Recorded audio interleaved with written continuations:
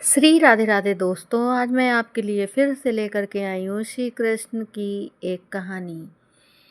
एक कहानी क्या है, भगवान कृष्ण की कुछ अनसुनी कहानियाँ हैं।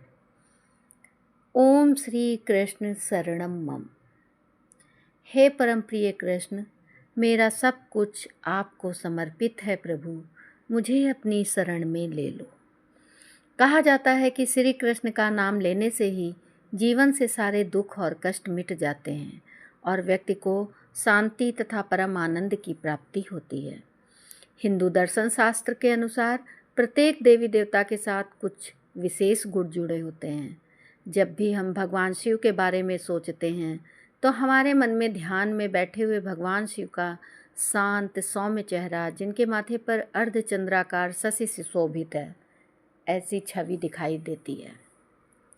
जब हम भगवान राम के विषय में सोचते हैं तो उनके विशेष गुणों विनम्रता, कर्तव्यपरायणता तथा न्यायपरायणता पर ही ध्यान जाता है। इसी प्रकार देवी दुर्गा की छवि देवी माँ की ही तरह दिखती है, किंतु भगवान कृष्ण का व्यक्तित्व ऐसा है जिनके साथ अनेकों गुण जुड़े हैं।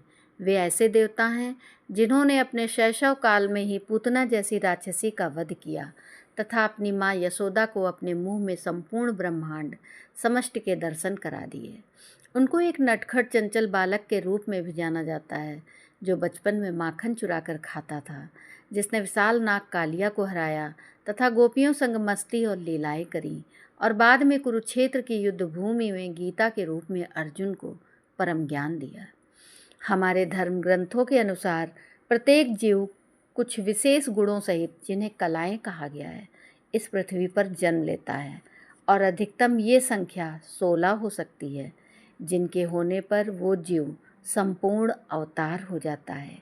आइए इस जन्माष्टमी पर हम भक्ति के देवता भगवान श्री कृष्ण की चंद कहानियों को सुनें। भक्तों के भक्त श्री कृष्ण।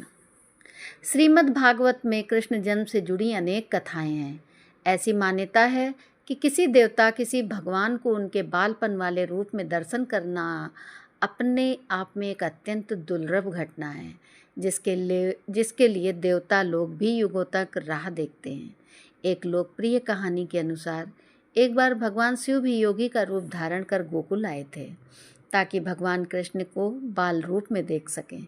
इस पूरे दृष्टांत पर अनेक भजन गाए गए हैं। तथापि इस घटना से जुड़ी हुई एक और कहानी भी है, जिसके विषय में चंद लोगों को ही जानकारी है। श्रीमद् भागवत के अनुसार ये देखकर कि भगवान शिव को भगवान कृष्ण के बाल स्वरूप में दर्शन करने के लिए किन किन कठिनाइयों का सामना करना पड़ा, ऋषि नारद ने भगवान शिव तथा भगवान कृष्ण दोनों को आमने सामने ही पूछ लिया। नारद ऋषि ये जानकर गदगद हो गए कि भगवान शिव व भगवान कृष्ण दोनों ही एक दूसरे को भगवान कहकर संबोधित करते थे और दोनों ये बताते थे कि वो एक दूसरे के भक्त हैं। उस समय ऋषि नारद ने उन दोनों से विनती की कि आखिर कौन किसका भक्त है, ये सच्चाई बताई जाए। तब भगवान शिव ने प्रकट किया कि वे तो हमेशा से ही भगवान कृष्ण के भक्त रहे हैं और जिस जिस रूप में उन्होंने अवतार लिया है, और शिव ने एक भक्त बनकर सेवक के रूप में कृष्ण की सेवा की है।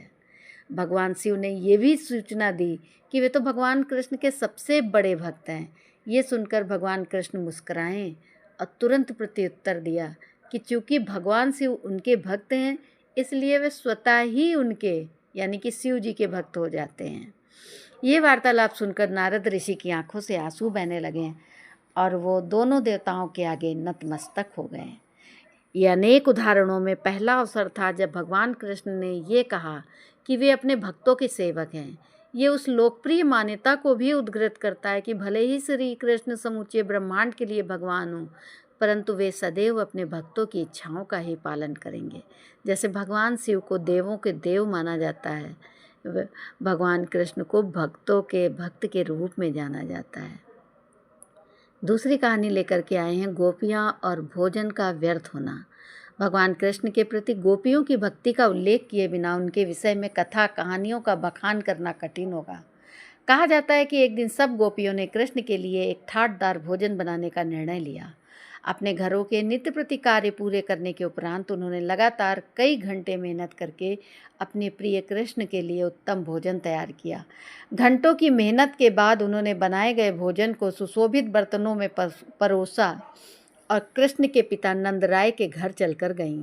तब उन्होंने उस घर में प्रवेश किया तो देखा कि सभी अतिथि खाने की मेज के चारों ओर तथा कृष्ण उनके बीच में बैठे थे और माँ यशोदा उनके हाथ धुलवा रही थी। जैसे ही अतिथियों ने गोपियों और उनके द्वारा लाए गए भोजन को देखा तो उन्हें ग्लानि महसूस होने लगी, क्योंकि उन्होंने तो अभी अभी भोजन कर लिया था।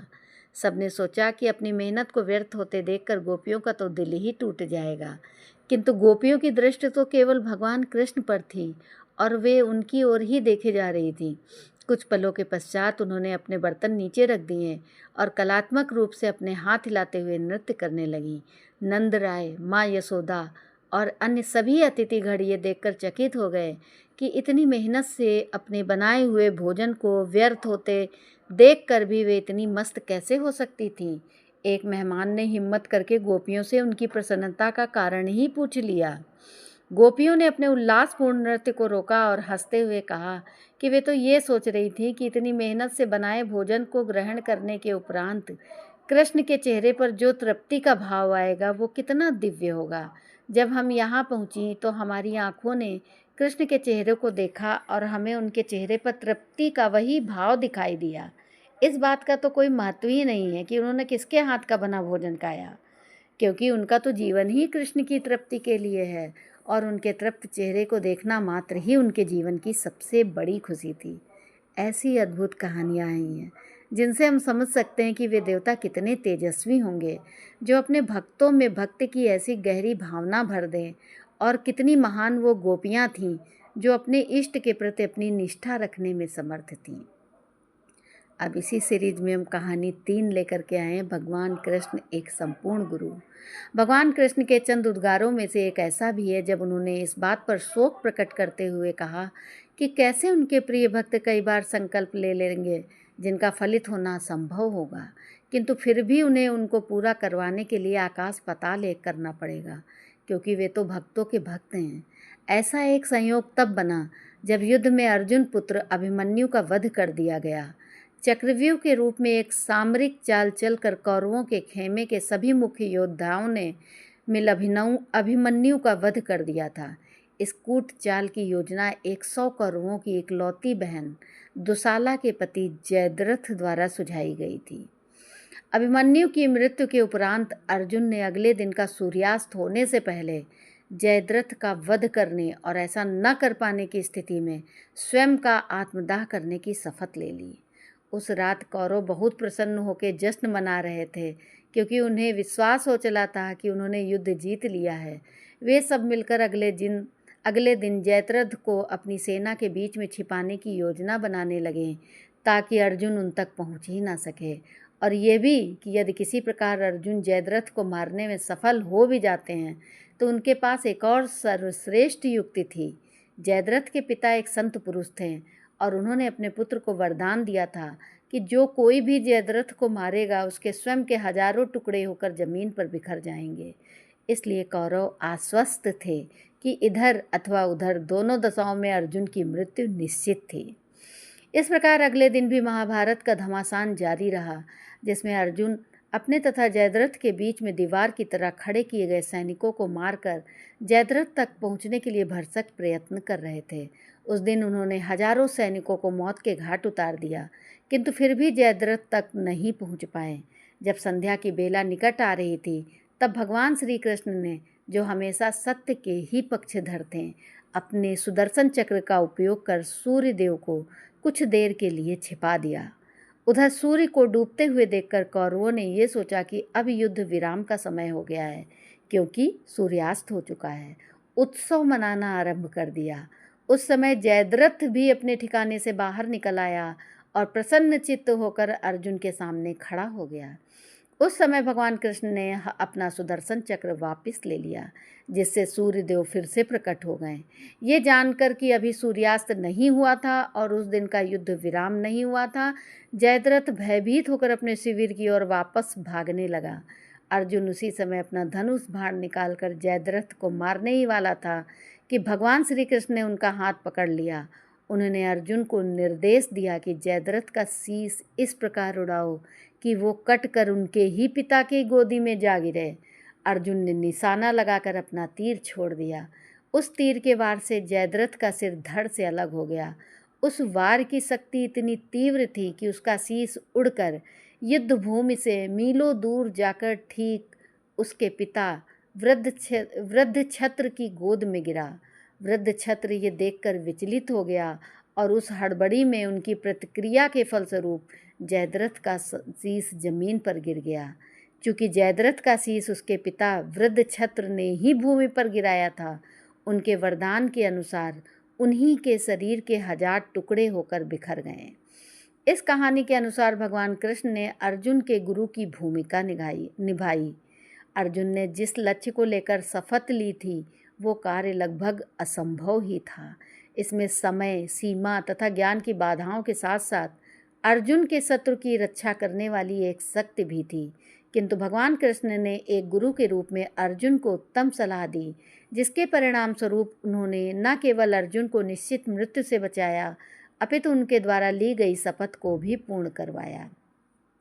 हमारे जीवन में भी एक गुरु का ज्ञान और आशीर्वाद ही होता है जो हमें उन सब असंभव प्रतीत होने वाली दुर्गम परिस्थितियों से पार पाने में सहायता करता है। जो भाग्य हमारे सामने चुनौती के रूप में लाता रहता है।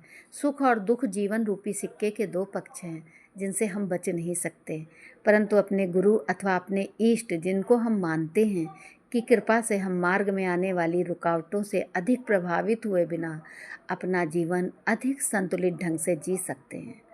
आप भगवान कृष्ण के जीवन से संबंधित ऐसी और अनसुनी कहानियाँ हमारे इस चैनल पर सुनेंगे। आप हमारे चैनल को सब्सक्राइब भी करिएगा और हमें कमेंट करके बताइएगा कि आपको ये कहानियाँ कैसी लगीं। तो राधे राधे दोस्तों, हमारे चैनल को सब्सक्राइब करिए और ऐसे ही भगवान कृष्ण से संबंधित और भी कहानियाँ आप जानिए भगवान कृष्ण के बारे में। तो राधे राधे दोस्तों।